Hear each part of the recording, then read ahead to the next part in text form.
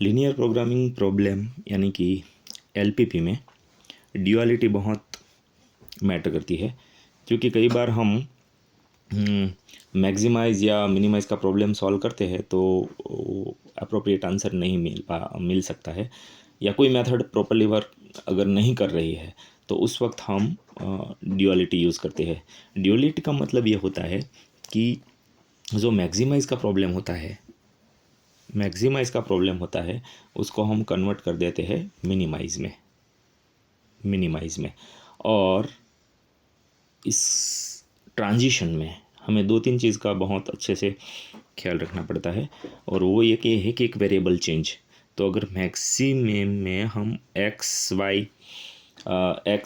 Variable use कर रहे हैं तो उसमें वाई यूज़ करेंगे, और ये प्रोसेस वाई से वर्सा है, यानी कि मैक्सिमाइज़ को हम मिनिमाइज़ में ड्यूअलिटी में ले जा सकते हैं, या फिर मिनिमाइज़ का है तो मैक्सिमाइज़ में कर सकते हैं, इसलिए बोथ वे प्रोसीजर होगी। ठीक है, यस। तो फर्स्ट चेंज ये है कि वेरिएबल बदलना होगा, यानी कि x है तो y हो जाएगा, या फिर y है तो x हो जाएगा। ठीक है, ऑब्वियसली हमारे पास बहुत सारे वेरिएबल्स होंगे, सो यहाँ होगा x1 x2 x3, तो उसको हम कन्वर्ट कर देंगे y1 y2 y3। तो एक है मेजर चेंज। दूसरा चेंज ये है कि लेस देन या इक्वल टू या ग्रेटर देन इक्वल टू है तो अपोजिट हो जाएगा। फॉर एग्जांपल यहाँ ग्रेटर और इक्वल टू है तो यहाँ ले जाएंगे वो लेस और इक्वल टू हो जाएगा, और यहाँ लेस और इक्वल टू है तो वो ये ग्रेटर और इक्वल टू हो जाएगा। ठीक है, तो ये भी बोथ वे प्रोसीजर है और ये भी बोथ वे प्रोसीजर होगी। तो ये तीन चीज़ अच्छी तरह से ध्यान रखो।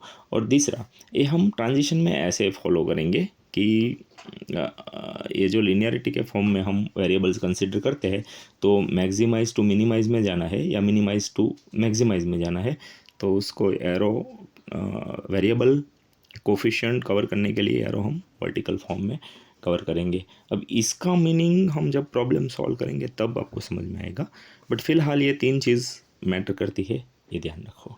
ठीक है, तो ड्यूअलिटी का मेन कंसेप्ट यही है। चलो एक एग्जांपल सॉल्व कर लेंगे तो और क्लियर होगा। सो एक एग्जांपल है मेरे पास कि maximize the z equal to 7x1 + 3x2 + 8x3 subject to the constraints are several conditions. वो तो ऑलरेडी दी होगी, इनबिल्ट प्रॉब्लम में होगी। तो पहली बात यह है कि ये मैक्सिमाइज़ का प्रॉब्लम है वो शायद कोई मेथड से सॉल्व नहीं हो रहा होगा या प्रॉपर सॉल्यूशन नहीं मिल रहा होगा, तो यहाँ हमें उसको ड्यूअलिटी में कन्वर्ट करने की ज़रूरत पड़ेगी, यानी कि मैक्सिमम का जो प्रॉब्लम है उसको हम मिनिमाइज़ में कन्वर्ट करेंगे तो मीन जेड हो जाएगा ये। ठीक है, तो ड्यूअलिटी में सॉल्यूशन में फर्स्ट चेंज ये अप्लाई कर रहे हैं, मैक्स जेड का हो जाएगा मीन जेड। अब जो कंडीशंस में जहाँ जहाँ आपको ग्रेटर दिख रहा है वहाँ हम लेस देन करेंगे, और लेस यहाँ नहीं है बट अगर होता तो हम उसको ग्रेटर देन में कन्वर्ट कर देते। ठीक है, अब थर्ड पोजीशन आती है, वो है ट्रांजिशन। तो ट्रांजिशन में ये जो वेरिएबल्स वर्टिकल फॉर्म में है, हॉरिजॉन्टल फॉर्म में है, हम उसको वर्टिकली कंसिडर करेंगे। कैसे, लेट अस सी। तो पहले यहाँ जो आपको वेरिएबल्स दिखाई दे रहे हैं x1 x2 x3, तो हम यहाँ जो कन्वर्ट करेंगे प्रॉब्लम उसमें वेरिएबल्स हो जाएगा y1 y2 y3। ठीक है, तो ये पहला चेंज। दूसरा change less than greater than होगा, और तीसरा ये जो हॉरिजॉन्टल फॉर्म में कोफिशिएंट्स लिखे हैं वो वर्टिकल हो जाएगा, और यहाँ जो वर्टिकल है वो हॉरिजॉन्टल हो जाएगा।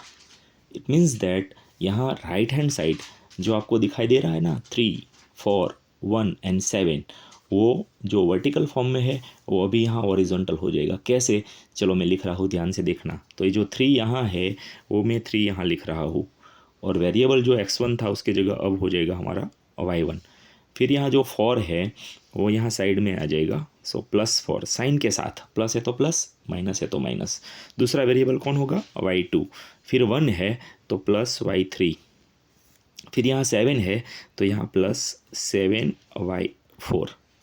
क्लियर है, यहाँ जो वर्टिकल फॉर्म में कोफिशिएंट्स है हम उसको हॉरिजॉन्टली लिख रहे हैं। ठीक है, और ये जो हॉरिजॉन्टली था उसको हम वर्टिकली लिखेंगे। कैसे, चलो ध्यान से देखना। ठीक है, तो यस, पहले चलो वही मैं लिख देता हूँ। तो यहाँ सब्जेक्ट टू द कंस्ट्रेंट्स क्या बनेगा, सब्जेक्ट टू द कंस्ट्रेंट्स मैं राइट साइड पहले लिख देता हूँ। तो यहाँ जो 7 है, ठीक है, वो यहाँ आएगा, 3 है वो यहाँ आएगा, और 8 है वो यहाँ आएगा। आई होप समझ में आ रहा होगा। ये जो यहाँ जो कोफिशिएंट्स हॉरिजॉन्टल फॉर्म में लिखे हैं वो मैंने साले वर्टिकल में लिख दिए। फिर यहाँ जो कंडीशंस ग्रेटर देन थी, तो यहाँ लेस और इक्वल टू हो जाएगी तीनों में, ठीक है। काउंट जितना भी दिया है वो ऑटोमेटिक एडजस्ट हो जाएगा। अब यहाँ 4 इक्वेशंस है, 4 कंडीशंस थी, तो यहाँ 3 ही बनेगी, क्योंकि यहाँ कोफिशिएंट 3 ही है हमारे पास। ओके, अब देखो तीनों कॉन्स्टेंट्स कैसे जनरेट होगी। तो अगेन हमें यही करना है। तो पहला कॉलम में देखो x1 के कोफिशिएंट्स कौन कौन है, 8, 3, 4 एंड 1। तो उसको वर्टिकल फॉर्म में है, उसको हम हॉरिजॉन्टल लिखेंगे, तो पहली कंडीशन बन जाएगी। कैसे, देखो ध्यान से। सो यहाँ 8x1 था, यहाँ हमारा हो जाएगा 8y1। फिर वर्टिकली जाना है। सो 3x1 था, वो यहाँ हो जाएगा प्लस 3y2। आई होप समझ में आ रहा होगा। फिर वर्टिकली जाना है, तो 4x1 था, यहाँ हो जाएगा 4y3। फिर यहाँ x1 है, तो यहाँ हो जाएगा प्लस y4। ये फर्स्ट कांस्टेंट बन गई। सिमिलरली सेकेंड वेरिएबल पकड़ो तो सेकेंड कांस्टेंट बनेगी। तो यहाँ 4x2 है, तो यहाँ 4y1 होगा, प्लस 6x2 है तो प्लस 6y2 होगा, प्लस x2 है तो प्लस y3 होगा, और 5y2 है तो प्लस 5y4 होगा। ये हो गई हमारी सेकंड कांस्टेंट्स। अब यहाँ देखो थर्ड, तो x3 के साथ यहाँ 1 है, तो यहाँ हो जाएगा y1। फिर यहाँ x3 के साथ 4 है, सो यहाँ 4y2 होगा।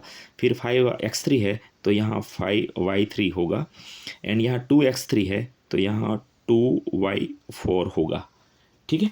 सो यहाँ जो ट्रांजिशन हम यूज़ कर रहे हैं वो जो हॉरिजॉन्टल फॉर्म में लिखा है उसको वर्टिकली लिख रहे हैं, और यहाँ जो वर्टिकल था उसको हम यहाँ हॉरिजॉन्टली कर रहे हैं। बस ये ट्रांजिशन अप्लाई करो और वो 2 कंडीशन ध्यान में रख के, तो ये हो गया हमारा ड्यूअल ऑफ द LPP, और अभी इससे हमें ऑप्टिमल सॉल्यूशन मिल जाएगा। सो बहुत आसान प्रोसीजर है, आप अपने हिसाब से भी ट्राई कर सकते हो।